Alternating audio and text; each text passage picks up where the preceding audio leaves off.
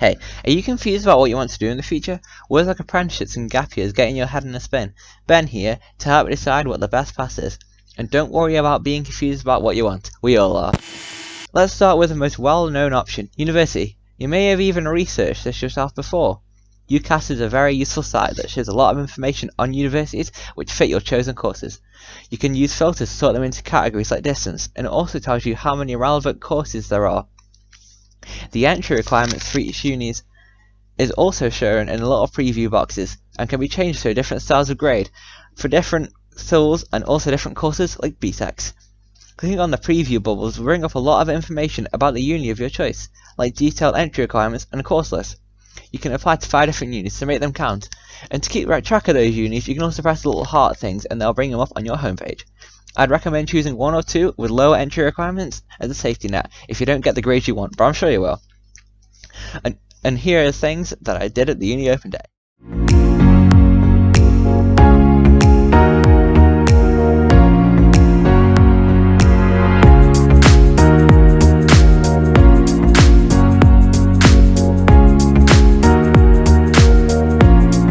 Another option you could take after college is going straight into employment. However, this may make it harder to learn a new skill, unlike uni.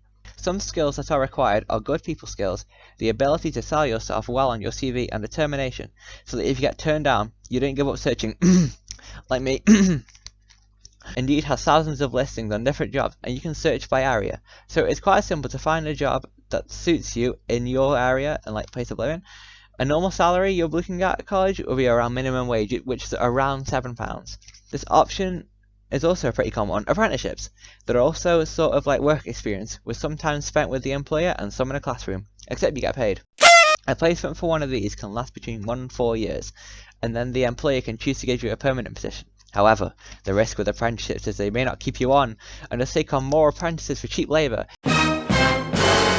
But the industry connections you may gain help to outweigh the risk, as they are very useful in your future for getting jobs, because remember, it's who you know.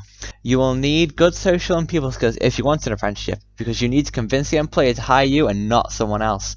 A lot of apprenticeships are posted on the government website findanapprenticeship.com, and some are on the college/uni websites, and I will list a few good ones at the end of this video, so stick around. If you're already very talented and skilled, then why not go into freelancing? This is where you start your own creative business on sites like Etsy, making things and doing art commissions. Doing it as a side hustle with another main job is quite common, as sometimes there's a guarantee that you will make loads of money, because it is reliant on people noticing and purchasing your product. However, once you get that consistent customer base, money isn't really a risk anymore because you have a consistent income coming from that creative business. Some benefits are that you get total creative freedom, because you don't have a manager telling you what to do, and you have more control over your workload, so you can take breaks and not burn out. Just make sure to tell your customers before you take a break so they don't get angry that their wine holder they ordered took 3 months. Just remember, running a business is hard, but just keep at it. There's lots of help online. Some of you might be tired of studying, so why not take a break and go on a gap year? A typical gap year might be volunteering or getting a paid job in another country. You could also use the time to travel around and experience things you've always wanted to, like backpacking around Australia. It is also a perfect opportunity to apply for work experience or start a new part-time course to learn something new, kind of like baking or a new language. There are lots of websites to help you plan for your trip, like Gap360 and Plan My Gap Year, and I'll list them at the end of this video. And there are also packages that include flight, food, and accommodation to help you save money, which you will need because you're a student and we're all broke. A well-planned and structured gap year will be a lot more valuable than one that you just do on a whim, so remember, planning is important. When you finish your course, you might decide you need a little more help to get to the place you want to before uni. The answer for this is further education. A lot of the same courses are available, just at a more advanced level to prepare you for uni. If you're under 19, these are free. However, when you are past that, it's about £9,250 a year. But there are loans and bursaries tied to out with the cost, so don't worry.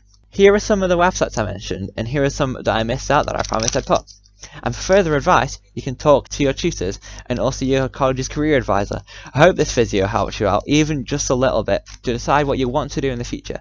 But it's still fine to be confused because you know I am.